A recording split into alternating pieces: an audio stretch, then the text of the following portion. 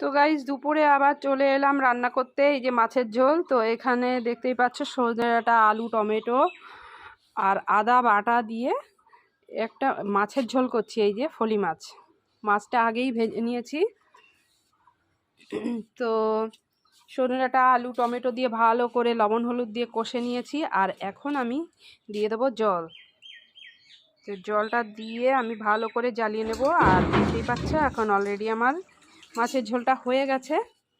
তো মাছের ঝোলটা আমি এখন নামিয়ে নিচ্ছি।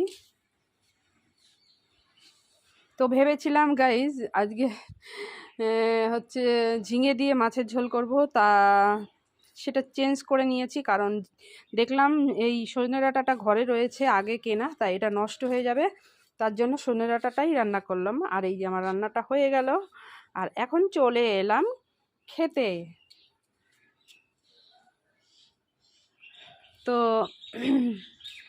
দুপুরে খাবারটা এখন খাবো।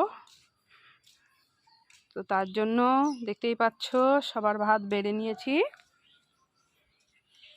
আর এখানে পটল ভাজা, দেখতেই তো পেয়েছো কি রান্না করেছি। আর হচ্ছে বটবটি আলু ভাজা, টক ডাল, আমের ডাল। তো গরমের দিনে দারুণ লাগে। তো ভিডিওটা